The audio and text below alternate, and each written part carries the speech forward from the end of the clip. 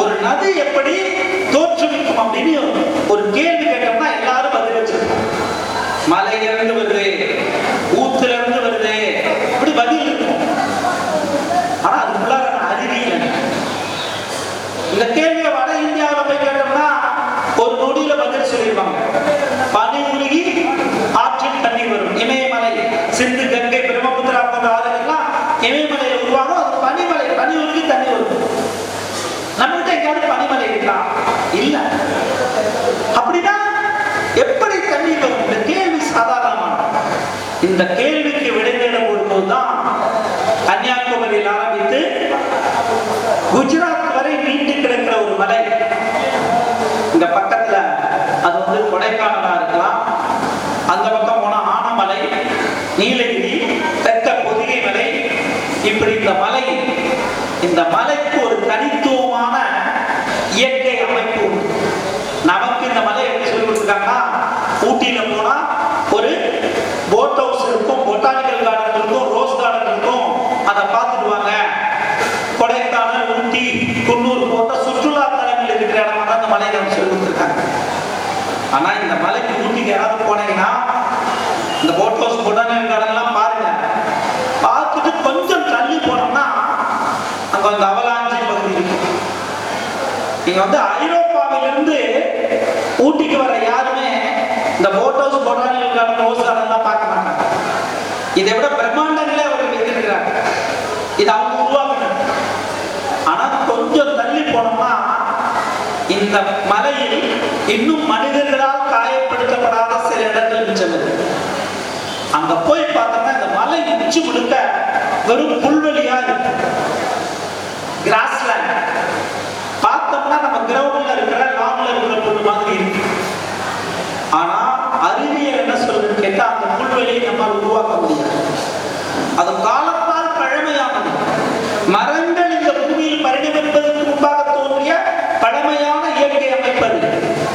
அந்த புல்வெளி என்ன பண்ணுதுன்னா, பொதுவா சமவெளியை விட மலைப்பகுதிகளில் மழை பொழிவு அதிகம், பிளைன்ஸ்ல விட ஹில் ஸ்டேஷன்ல ரெயின்ஃபால் அதிகம், மழை அதிகமா பெய்யும். எங்க கோயம்புத்தூர்ல 600 மில்லிமீட்டர் தான் வருஷத்துக்கு மழை பெய்யும். ஆனா நீலகிரியில 3000 மில்லிமீட்டர் மழை பெய்யும். அந்த மலை உச்சியில மழை பெய்யுதுன்னா தண்ணீருடைய இயல்பு என்னன்னா, மேட்டில இருந்து பள்ளத்திலிருந்து ஓடுது. மலை சரிவா இருக்கு. மழை பெய்யுதுன்னா உடனே மலையில தண்ணி கீழே வரணும், அதான் இயல்பு. ஆனால் இந்த புல்வெளிகள் இருக்கிற இடத்துல வந்து அந்த தண்ணி உடனே ஓடுது. அந்த புல்வெளிகள் ஒரு ஸ்பாஞ்ச் மாதிரி பெய்த மழை தண்ணியை தேக்கி வச்சு, அப்படி தேக்கி வச்ச தண்ணிய ஒரு மாசம் வரைக்கும் அந்த தண்ணியை தேக்கி வச்சு, தேக்கிற தண்ணி திவளை திவளையா அந்த புல்வெளி அப்படியே கசிய விட்டு, அந்த புல்வெளியை விட்டு கொஞ்சம் தள்ளம்னா இந்த மலையின் மேற்கு தொடர்ச்சி மலையில் அந்த புல்வெளியை ஒட்டி ஒரு காடு. காடுனா எல்லா காடும் ஒரே மரத்தான். இந்த மலையில் இருக்கிற அந்த காட்டுக்கு பேரு சோலை காடு. அதுவும் அப்படிதான். உலகத்தில் வேறெங்கும் இல்லாத ஒரு தனித்துவமான இயற்கை அமைப்பு. அங்குள்ள மரமெல்லாம் உயர்ந்து வளராது, அடர்ந்து வளரும். சூரிய வெளிச்சம் உள்ள போகாத மாதிரி அந்த நிழல் போர்வை உள்ள போய் பார்த்தோம்னா மண்ணே தெரியாது, இலைத்தலையெல்லாம் முடியும். அந்த மண்ணை கொஞ்சம் விளக்கிட்டு அள்ளி பார்த்தோம்னா பஞ்சுமந்தை போல இருக்கு. அந்த இலைத்தலைகளை விளக்கிட்டு அந்த மண்ணை அள்ளோம்னா பஞ்சுமந்தை போல இருக்கு. அது உருவாக்குற மண். எப்படி உருவாக்குதுன்னா, விழுந்த இலைத்தலைகளை எல்லாம் நுண்ணுயிர்கள் மண்ணா மாற்றும். அப்படியா? அப்ப இன்னைக்கு விழுந்த மண்ணு நாளாக மண்ணா மாறிடுமா? மாறாது. அறையில் உருவாவதற்கு 1000 ஆண்டுகளுக்கு மேலாகும் அறிவியல் சொல்லுது. மேற்கு தொடர்ச்சி மலையில பல அடுக்குகளாக அந்த மண் இருக்கு. உலகின் பெரிய மலை எதுன்னு கேட்டா இமயமலைன்னு சொல்லிடுவோம். ஆனா இமயமலை தோன்றுவதற்கு பல கோடி ஆண்டுகளுக்கு முன்பாக தோன்றியது மேற்கு தொடர்ச்சி. அந்த ஆதாரம் அந்த மண்ணில் இருக்கு. அந்த மண் என்ன பண்ணுன்னா, அந்த புள்ளிலிருந்து கசிக்கிற தண்ணி இந்த காட்டுல பேர மழை தண்ணி அது அப்படியே தேக்கி வச்சு 10 நாள் 15 நாள் தொடர்ந்து மழை பெஞ்சா கூட, அடைமழை பெய்தாலும் அந்த புல்வெளியும் சோலைக்காடுகளும் இருக்கிற இடத்துல வெள்ளப்பெருக்கு ஏற்படாது, மண் எரிப்பு ஏற்படாது. பெய்கிற தண்ணி எல்லாம் அது உருவாக்கி மழை முடிஞ்ச பிறகு அந்த மண்ணு சேர்த்து வச்ச தண்ணியில ஒரு 5 விழுக்காடு வரைக்கும் தான் அங்குள்ள தாவரங்கள் கணக்கா எடுத்து. அந்த தாவரங்கள் அதிக தண்ணியை குடிக்காது.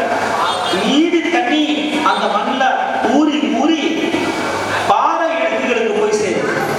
பாறை இடுக்குகளை கசிஞ்சு கசிஞ்சு 2 மலைகள் ஒன்று கூடுகிற மலை இடுக்குகளுக்கு ஊற்றுகளாக வந்து சேரும். எங்கெல்லாம் சோலைக்காடுகளும் புல்வெளிகளும் இருக்கிறதோ அங்கெல்லாம் ஆண்டு முழுவதும் ஓடக்கூடிய வற்றாத ஓடைகள் உருவாகும். ஒரு நாளும் இந்த ஓடைகள் வற்றி போகாது. நாங்க இந்த மலை முழுக்க ஆய்வு செய்து பார்த்திருக்கிறோம். சோலைக்காடுகள் புல்வெளிகள் இருக்கிற இடத்துல 5 மாசம் 6 மாசம் மழை பெய்யலாலும் அந்த ஓடைகள் உயிரோடு. இந்த சின்ன சின்ன ஓடைகள் 10-15 ஓடைகள் ஒன்று சேர்ந்துச்சுன்னா சிற்றாறுகள், 50-60 சிற்றாறுகள் ஒன்று சேர்ந்துச்சுன்னா காவேரி, வைகை, தாமிரபரணி, கிருஷ்ணா, கோதாவரி, மலம்புலா, பாரதம்புலா, சிறுவாணி, பவானி என்று தென்னிந்தியாவில் ஓடும் எல்லா ஆறுகளுக்கும் தாய்மடியாக இந்த மேற்கு தொடர்ச்சி மலையினுடைய இயற்கை அமைப்பு இருக்கிறது. அந்த இயற்கை அமைப்பு சேதாரம் ஆனிச்சுன்னா பெய்கிற மழை தண்ணி 4வது நாள் கடலுக்கு போயிடும். ஆற்றுக்கும் வடிகாலுக்கும் வித்தியாசம் இருக்கு. ஆறு வேற, டிரைனேஜ் வேற.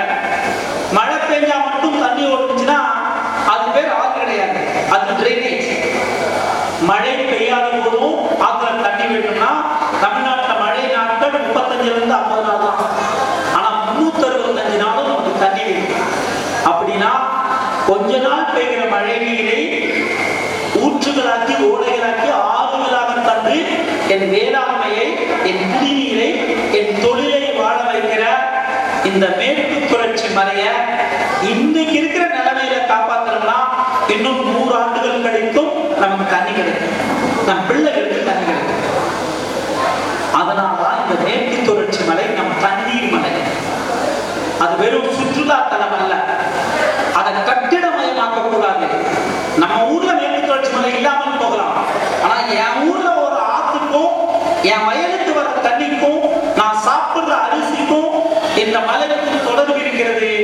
இந்த மலைதான் தென்னிந்தியாவின் வாழ்வாதாரம். இந்த மலையை காப்பாற்றுவதன் மூலமாகத்தான் நம் தென்னகத்தில் இருக்கக்கூடிய நம் பிள்ளைகளை காப்பாற்ற முடியும் என்ற அக்கறையோடு இயற்கை ஆர்வலர்கள் எல்லா பக்கங்களிலும் குரல் கொடுக்க ஆரம்பித்திருக்கிறார்கள். அந்த குரலில் இந்த வையை உழவர் குழுவும் இணைந்திருக்கிறது. நாம் எல்லோரும் சேர்ந்து எழுப்புகிற குரல் இந்த மலையை அவர்களுக்கு காப்பாற்றிக் கொடுக்கும். இந்த உணர்வை உங்களோடு பகிர்ந்து கொள்ள கிடைத்த இந்த வாய்ப்புக்கு திரு சேதுபதி அவர்களுக்கு மீண்டும் ஒருவரை நன்றி சொல்லி, ஏற்பாடு செய்தவர்களுக்கு வாழ்த்துக்களை சொல்லி விடைபெறுகிறேன்.